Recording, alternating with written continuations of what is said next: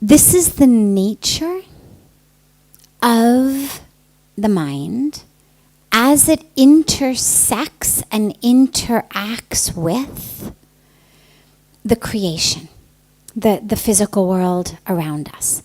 And so we are the soul, we are spirit, we are consciousness.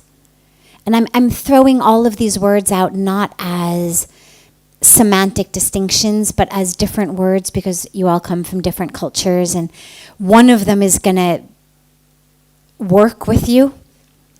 So whichever of them works with you, that's perfect. So we are soul, we are spirit, we are divine, we are consciousness. We have a body. But the mind misidentifies self as body. And so rather than saying, oh, wow, thanks for giving me this great healthy body and functional legs and functional arms and to be able to move through the world and experience the world and see myself, my true self, so I can actually experience the divinity of who I am.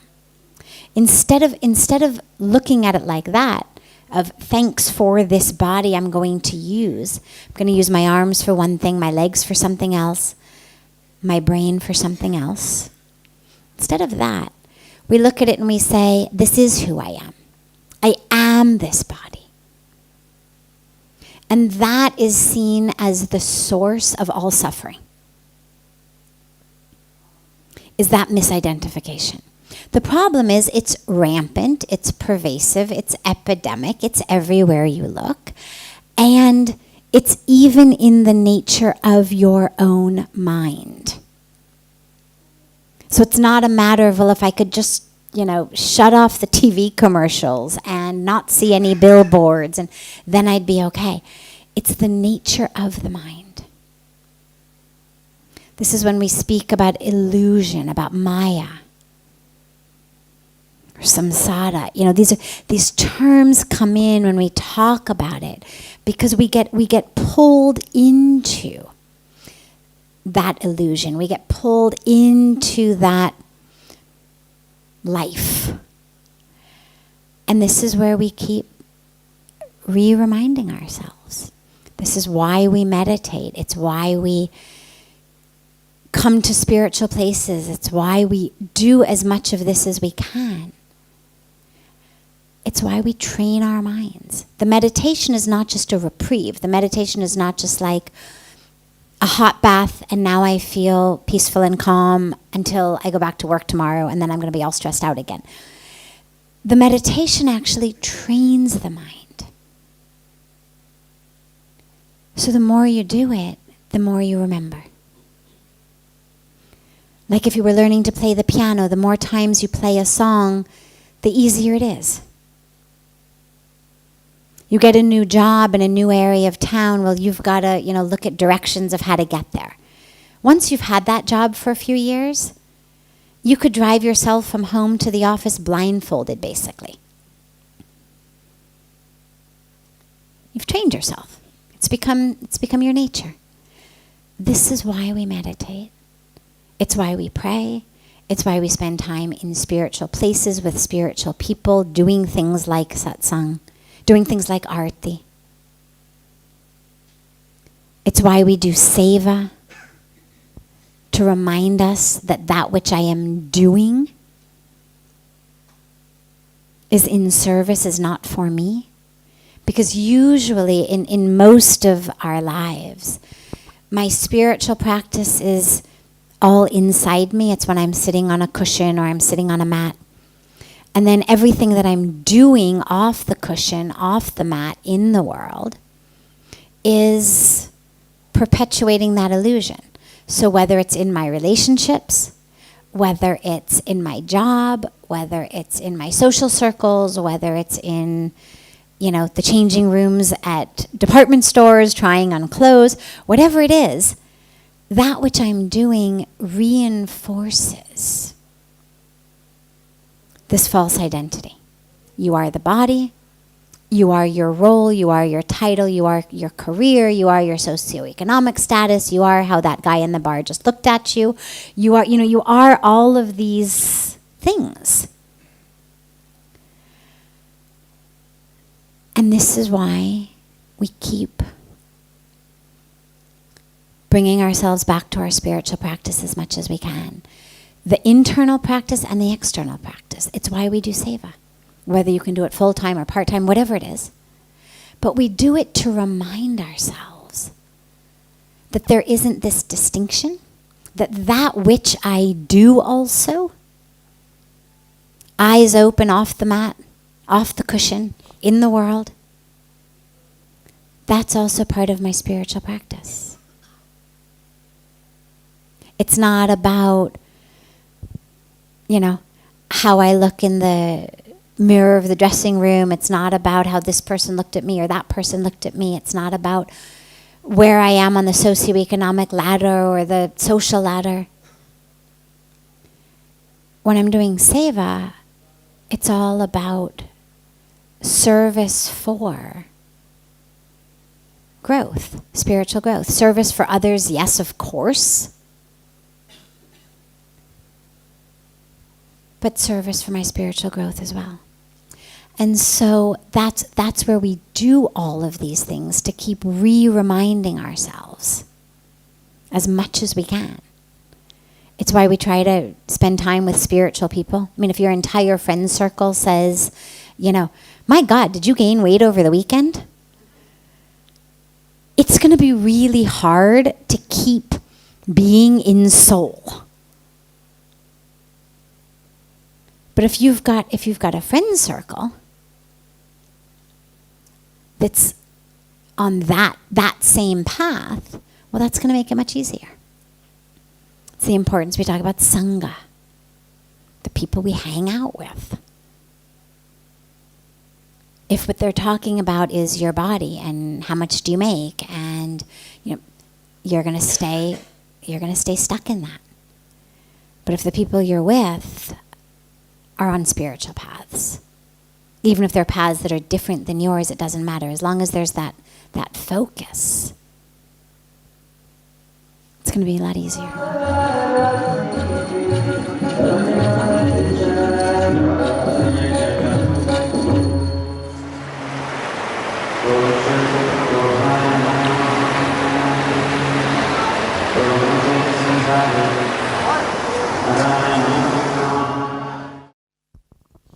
When you say uncertainty, you mean uncertainty about what's going to happen in your life.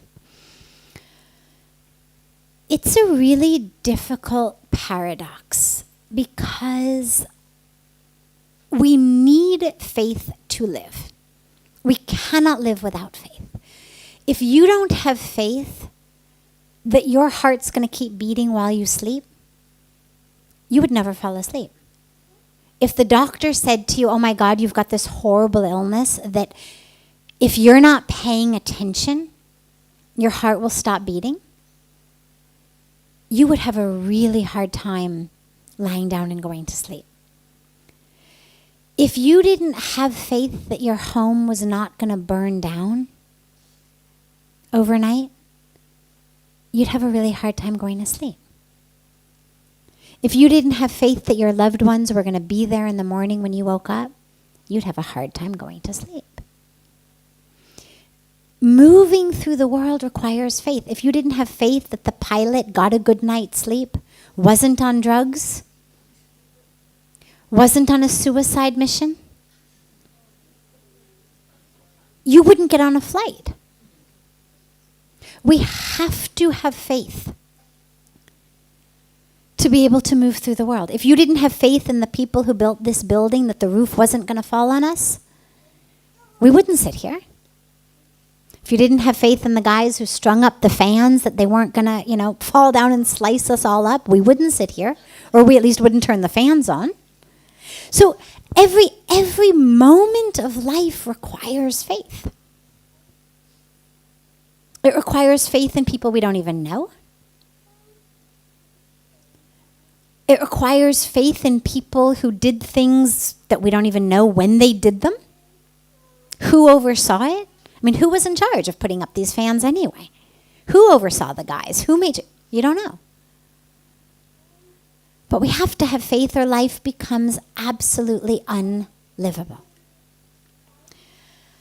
And we move through the world with the awareness of uncertainty. Yeah, the roof could fall. Yes, there could be a fire overnight. Not every single person who goes to sleep at night wakes up without their house burning overnight. I am sure that last night, someone's home somewhere in the world burned down. Probably more than one. Chances are that person, when they went to sleep, weren't anticipating it. Somewhere in the world, someone woke up to find that their loved one was no longer living who had been living when they went to sleep at night. Probably a lot of people. And really the key is, how can you hold both realities at the same time? Because pretending that there isn't uncertainty isn't the answer. And yet, living without faith is a recipe for disaster, because you cannot protect yourself against everything. Yeah, you could hose your home every night before you went to sleep. Wouldn't help you in an earthquake. Right? So you do it from one side, but then you don't know. It's going to get you somewhere else. And this is where faith is so important. Not blind faith. Doesn't mean I don't think there's a possibility that things could happen. It just means I have faith in the universe. I have faith in a wisdom in the universe. And if you want faith in that wisdom, all you have to do is look at nature. There is a wisdom in the universe. There is a beautiful, beautiful wisdom in all of the natural world. How seeds sprout, how flowers blossom, how trees grow and give us fruit.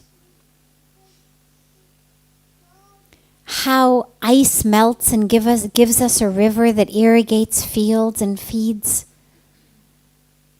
animals and people. How the seasons come in just a certain way.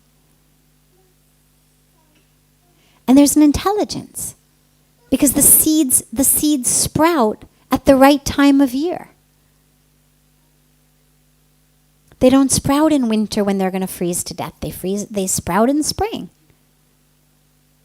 There's a wisdom there. There's an intelligence. And having faith in that.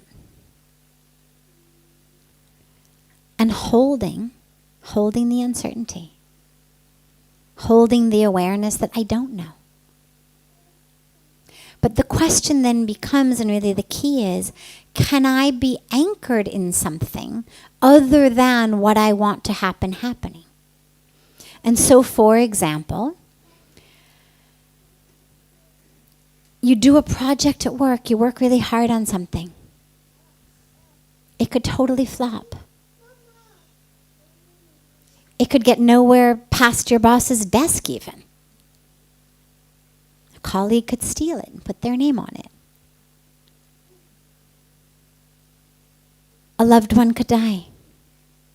Your house could burn down. But if your sense of peace in the world, if your sense of your ability to move through the world, grounded, anchored, peaceful, joyful, I don't mean always happy. I mean, obviously, if your house burns down, it's a rare person who's going to say, well, that was a great day. Thank God I've been, I was just about to give myself a huge headache and remodeling. Thank God somebody, took that away from me. Nobody says that. Loved one dies, nobody says, oh, that's so fantastic. So it's not that every day is going to be happy. It's not that everything we want to happen is going to happen.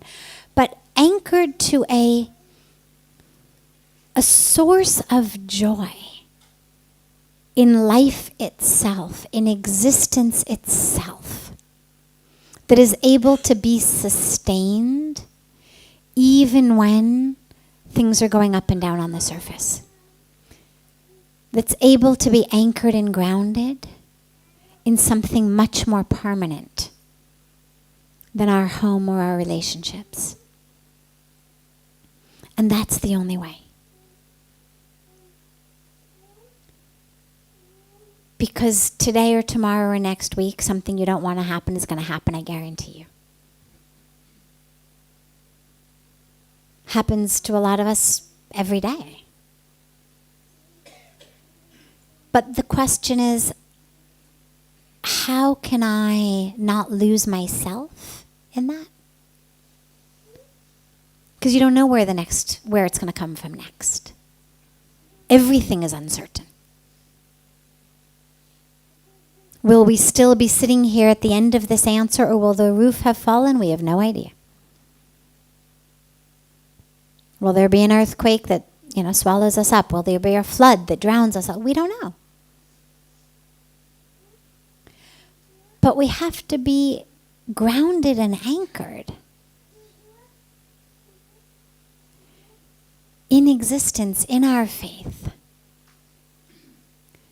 such that we can move through the world knowing that however many days I have left, however many days my loved ones have left, let's make the best of them.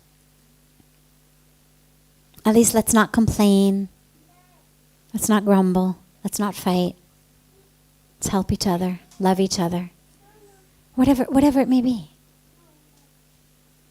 And for all of the other stuff, the work stuff, the money stuff, the look stuff, that stuff, just pull out your personal anchor, your personal hook from it. So yeah, it's uncertain. But you are certain. You are going to be here. In what form, I don't know. But this is what Lord Krishna emphasizes so beautifully in chapter 2 of the Bhagavad Gita, and that whole beautiful teaching about the soul. Never was born, never dies, cannot be cut with weapons, cannot be burned with fire, cannot be dried with the wind.